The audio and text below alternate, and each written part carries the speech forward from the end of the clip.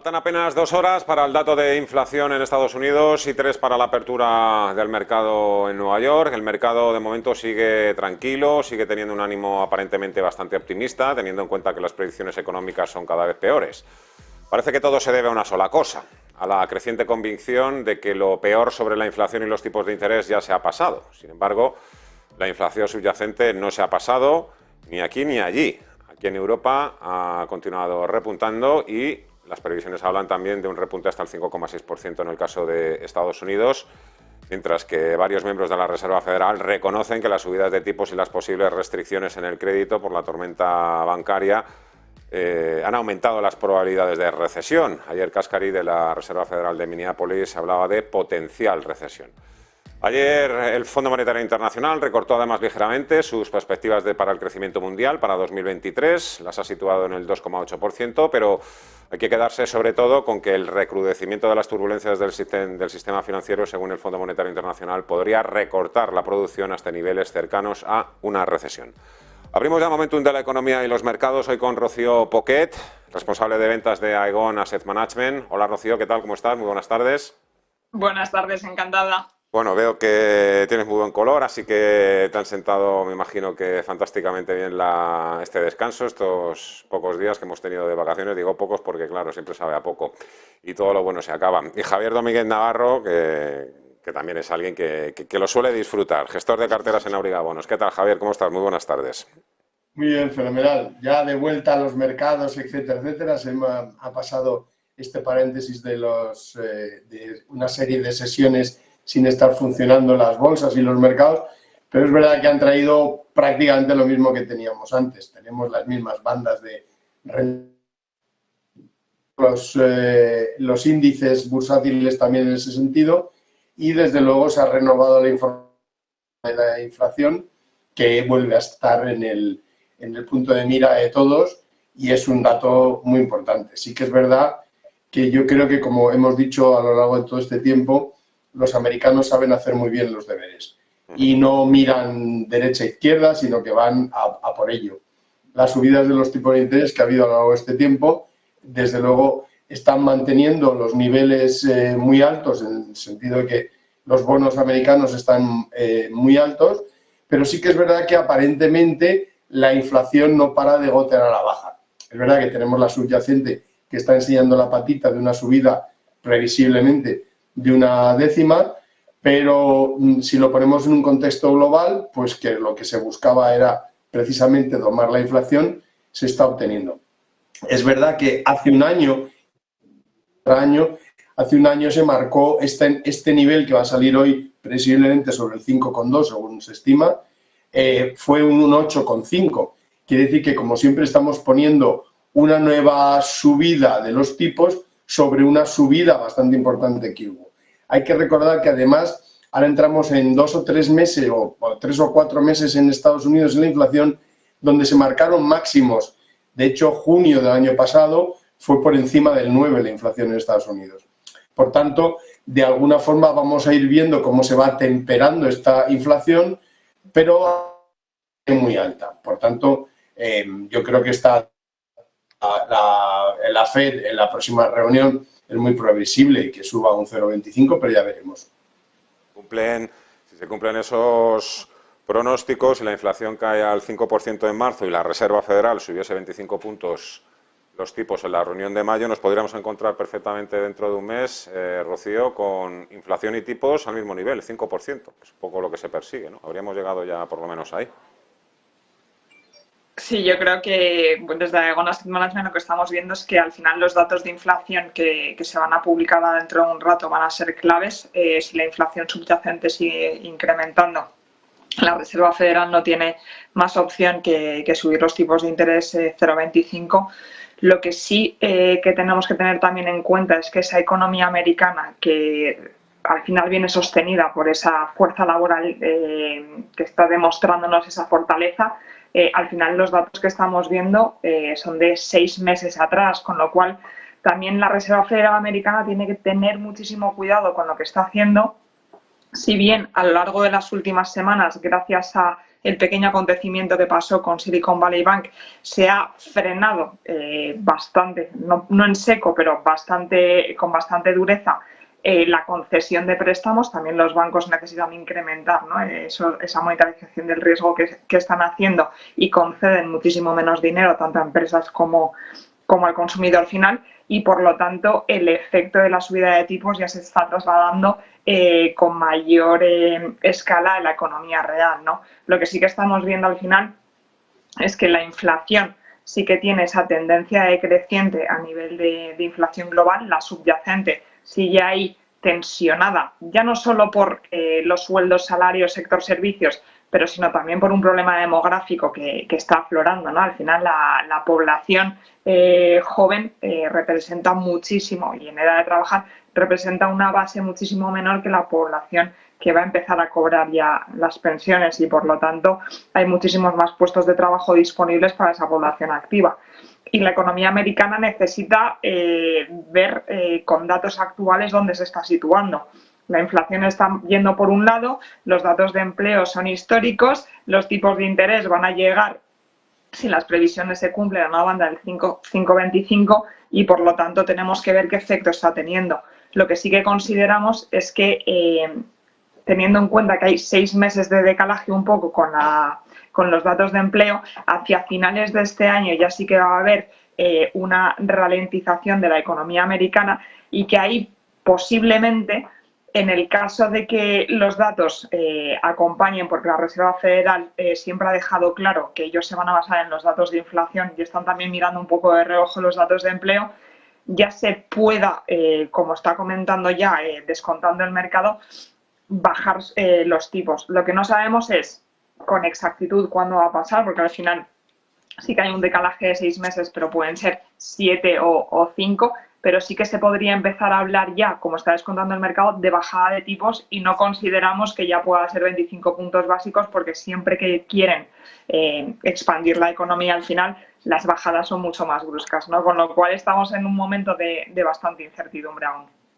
Se supone que lo único que podría hacer cambiar los planes de la Reserva Federal, que es de quien estamos hablando, es que la crisis financiera, ya sé que a lo mejor no es el término más adecuado hablar de crisis financiera, bueno, vamos a dejarlo en tormenta financiera, vaya a más.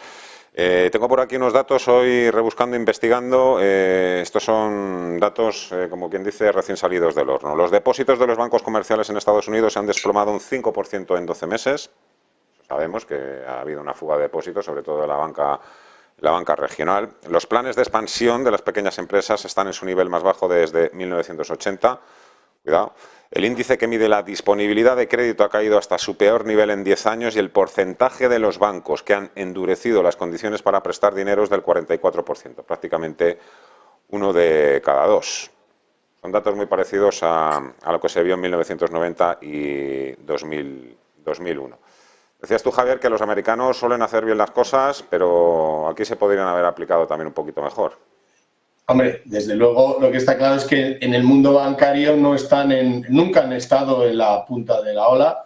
Es decir, tenemos la banca americana, la de toda la vida, la que ha sido la embajadora perenne del mundo financiero en el resto del mundo, los JP Morgan, los Goldman, etcétera, que siguen siendo una referencia mundial, independientemente de otras consideraciones, por innovación, por producto, por forma de analizar las compañías, etcétera. Sin embargo, hay mucha banca regional que, lógicamente, adolece y se ha visto claramente. Yo creo que el caso del Silicon Valley Bank es paradigmático, porque era una entidad con más de 40 años. Lo que pasa es que vivía en un mundo completamente ajeno a la realidad, con muy pocos clientes, multimillonarios, etcétera. Pero hay que pensar que tampoco es el patrón oro de todos los bancos. Yo creo que era un caso muy exclusivo, mucho en invertir porque tenía un problema de comité de asset y liabilities. Es decir, yo creo que sencillamente estaban metidos en otras cosas de la sostenibilidad y esas cosas, que era lo que le pedían sus clientes, por cierto. Bien, lo cierto es que ahora mismo, ¿por qué se han ido los depósitos de la banca americana? Yo creo que claramente los depósitos de la banca americana se han ido buscando mayor rentabilidad, bien en fondos, bien en bonos del propio Tesoro. Hay que pensar que ahora mismo el 3 meses de los treasuries americanos están al 5,07, que es lo que está marcando ahora mismo de la curva de bono del dólar, de la rentabilidad del dólar o de los bonos. Quiere decir que el mercado está descontando, el mercado de la renta fija está descontando que el punto más alto de los tipos de interés está de aquí a 3 meses y luego ya baja un año al 4,85. Esto es una enorme competencia para los pasivos de los bancos. Yo tengo dinero en una cuenta corriente en un banco que encima ha tenido determinados problemas o se habla de que el sistema financiero no está muy allá, etcétera, ¿y qué haces? Pues te compras al menos un tesoro a 3 años que está por encima del 5%. Bueno, es que es tirado parado. Lógicamente, eso no sé si es trasladable a Europa porque las rentabilidades son más bajas y lo único que tiene que hacer la banca aquí es subir un poco la rentabilidad del pasivo. No nos olvidemos que ahora mismo estamos al cero. Es decir, dejar el dinero en el banco no nos retribuye nada y, por tanto, pues por eso se estarán viendo determinadas migraciones del pasivo bancario hacia otros valores. Pero aquí en España sigue siendo el activo por excelencia que busca cualquier inversor, es un depósito remunerado en su banco. No tiene que cambiar, no tiene que irse a otro sitio, no tiene que analizar riesgos, no tiene que hacer nada más que si mi banco me da el 4%, que es lo que había justo antes de que el señor Draghi rebajara los tipos de interés, pues me da el 4%, pues es qué mejor producto. Por tanto, yo considero que efectivamente en Estados Unidos está habiendo un determinado movimiento o se cuestiona el sistema bancario, pero de ahí a que haya una crisis yo creo que falta tiempo. Y lógicamente la gente todavía tiene la capacidad de irse a los grandes bancos, que son los que están, que es donde se está demostrando. Por tanto, yo creo que hay dos movimientos muy claros. Uno que es el de la búsqueda de mayor rentabilidad en otros productos y dos, la búsqueda de un poco de refugio en... Pero ya digo que ha demostrado de nuevo la Fed y todo el sistema financiero americano que sabe muy bien parar los problemas, ¿no? Y bueno, pues con dinero se arregla todo. Subieron a todos los que tenían dinero en el Silicon Valley Bank, les dijeron que les iban a pagar todo saldo, independientemente de que el límite estaba en los 250.000. Quiere decir que hoy por hoy está parado y yo creo que, y sobre todo para la banca europea, yo creo que se acercan momentos interesantes, ¿no? Porque ya tenemos consolidados tipos de interés altos, los márgenes son ya muy interesantes para la banca, yo creo que es un buen momento. La banca.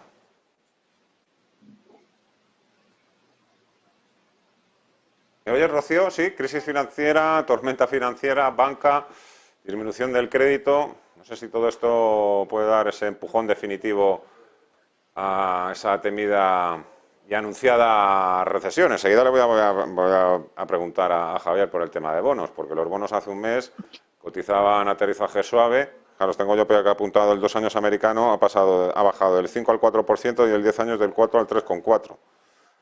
Antes cotizaba reactivación económica y hoy ya parece que ya empieza, hoy no, estos días ya, no sé si que le ha empezado a ver ya las orejas al lobo, a la recesión, la renta fija. A ver, nosotros desde Aegon Asset Management no consideramos que el problema de Silicon Valley Bank fuese un problema sistémico. Luego se derivó también en problemas de Credit Suisse y no consideramos que se fuese a extender al resto de Europa.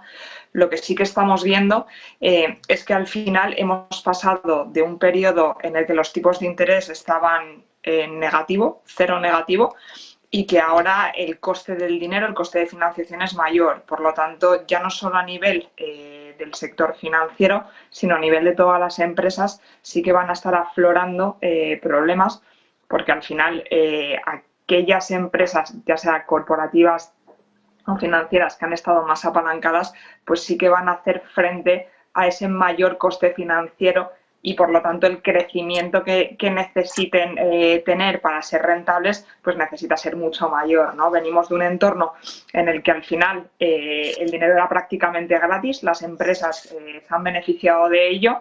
Para los inversores de renta fija ha sido peor porque no se obtenían las rentabilidades deseadas, pero al final el incrementar ese coste sí que va a perjudicar de un modo u otro y aquellos que están en mejores condiciones van a sobrevivir mejor a este entorno. Dicho esto, El caso de Silicon Valley Bank consideramos que es puntual. Puede haber otros bancos en las mismas condiciones y puede que haya algún susto en ese sentido de bancos que no hayan sabido gestionar bien activo y pasivo. Se vio, por ejemplo, el año pasado, el 27 de septiembre, que con la desconfianza en el gobierno británico los tipos de interés del 10 bono británico se disparó y, por lo tanto, los planes de pensiones británicos tuvieron que deshacer posiciones por esa subida de tipo para cubrir los margin call de los swaps de tipo de interés que tenían. Entonces, esa subida de tipos que está habiendo a nivel de la economía, pues obviamente sí que va a tener algún tipo de repercusión. La Fed, ¿de qué se beneficia de esto? Es que al final el susto, por así decirlo, que se vivió con Silicon Valley Bank, lo que ha favorecido es que al final los bancos estén un poco más cautos ante el escenario y que sí que estén restringiendo el crédito tanto a las empresas como al inversor final, como antes, o consumidor final, como antes comentábamos, y por lo tanto estén ayudando mucho más a la Fed, porque lo que estábamos viendo hasta ahora es que si no hubiese acontecido este susto, la economía americana seguía dando dinero, los bancos seguían produciendo, la economía estaba en expansión y, por lo tanto, esa subida de tipos de la Fed no estaba teniendo ninguna consecuencia en la economía real, ¿no? Con lo cual, esto ha sido un pequeño empujón que al final lo que hace es acelerar ese drenaje de liquidez en el sistema. ¿Qué estrategias ganadoras estáis recomendando en estos momentos, Rocío? Nosotros estamos recomendando una estrategia de bonos flotantes ABS, principalmente porque los bonos flotantes al final lo que nos ayudan es a reducir la volatilidad de tipo de interés y consideramos que estamos frente a un periodo en el que los tipos de interés aún van a bailar, teniendo en cuenta ya no solo Estados Unidos, sino Europa, en función de los datos que vayan saliendo y las decisiones que los bancos centrales vayan tomando. Los bonos ABS además nos exponen sobre todo a riesgo consumo, más que a riesgo corporativo o riesgo gubernamental, que son un poco los dos activos y riesgos principales dentro de la renta fija, y además es un activo que está descorrelacionando las carteras. Entonces, teniendo en cuenta las tires atractivas que están ofreciendo en estos momentos, porque los diferenciales de ABS con respecto a otros instrumentos de renta fija están mucho más ampliados, teniendo en cuenta que es un activo que no está representado prácticamente a nivel del balance de los bancos centrales, pues estamos viendo que es un muy buen momento para entrar en este tipo de activo, que ayuda a diversificar las carteras, tiene baja duración, es decir, baja sensibilidad a los movimientos de tipos de interés y además ofrece tires a un año bastante atractivas, con lo cual dentro de un posicionamiento de corto plazo es donde más valor estamos viendo. Javier, si el final de los tipos de interés está realmente cerca, ¿no habría que esperar más subidas en las yields de los bonos? No sé, cuéntame un poquito ahora algún bono así que tengáis ahora mismo vosotros en cartera y que creas que puede dar buenos resultados, más allá de las letras, los bonos y todas estas cosas. Bueno, el Tesoro español, digo. Yo, desde luego, ahora mismo es buen momento para la deuda europea, porque está muy atractiva y además es muy líquida. No tanto ya en bonos corporativos, porque efectivamente yo creo que si ahora hay un problema sería en todo caso el que se está hablando del tema de crédito y que por tanto las empresas pues a lo mejor van a tener ciertos problemas o van a necesitar pagar mayores márgenes y por tanto a lo mejor se verán incrementados. Y luego hay que centrarse también, o por lo menos echarle un vistazo a países europeos, bueno, a países emergentes, fundamentalmente los europeos, que siempre se les ha llamado emergentes, ¿no? Que hay muchas emisiones en euros, muy atractivas de rentabilidad y que no dejan de ser buena inversión. Yo creo que hay que mirar muy bien lo que ha dicho el Fondo Monetario Internacional respecto al crecimiento de países y hay que echarle un vistazo, ¿no? Un Brasil está en los mejores niveles, un México está en los mejores niveles. Yo, desde luego, digo de crecimiento, porque de hecho estamos hablando que México es el tercero en mayor crecimiento del mundo, con un 1,8 para este año, teniendo en cuenta que India es el primero con 5,9 y China es el 5,2 y el siguiente es México y luego USA. Pues eso no hay que perderle el ojo. Hay un bono que es desde luego incontestable hoy por hoy, que es el de Pemex, que es Petróleos Mexicanos, que es prácticamente Estado, en euros y dan unas rentabilidades fantásticas y tiene un rating por encima del BBB. Por tanto, hay cosas que se pueden seleccionar muy bien y que están dando una rentabilidad muy buena. Respecto a qué es lo que va a ocurrir con los tipos de interés, pues hombre, repasando un poco, si revisamos el cierre del año pasado, pues nos encontramos que tanto los bonos españoles como los alemanes, americanos, digo de tesoros, están ahora mismo significativamente por debajo de aquel momento. Quiere decir que efectivamente entendiendo que se ha estado domando esa inflación, que era lo que llevaba a estas tensiones. Estamos hablando de una diferencia de un 0,25 aproximadamente de media entre como la rentabilidad que tenían al cierre del año pasado a Alemania, Estados Unidos y España respecto a la cotización actual. Los tipos de interés y los bonos, por tanto, se están manteniendo dentro de esa banda. A pesar de las tensiones que hemos ido registrando a lo largo de este trimestre, porque ha habido varias, a pesar de eso, la banda se sigue manteniendo. Quiere decir que no ha habido ni rupturas ni situaciones de pánico en el mundo de la renta fija, a pesar de que efectivamente venimos de tipos negativos hace nada, ¿os acordáis de que había tipos negativos? Y ahora mismo están netamente en subidas. Por tanto, bueno, vamos a ver qué ocurre en Europa. En Europa no está todo escrito. Parece que en USA se está empezando a escribir las últimas notas, porque nos van a llevar probablemente al 5,25 con los tipos de interés, que ya es bastante, es muy elevado, y por tanto yo creo que se va a ir viendo a lo largo de lo que queda de año que efectivamente el rédito de esa subida de los tipos de interés respecto a la inflación. Quiere decir que Estados Unidos tiende a compasarse con los tiempos y en el caso de Europa nos queda todavía bastante tarea por hacer porque estamos haciendo los primeros compases.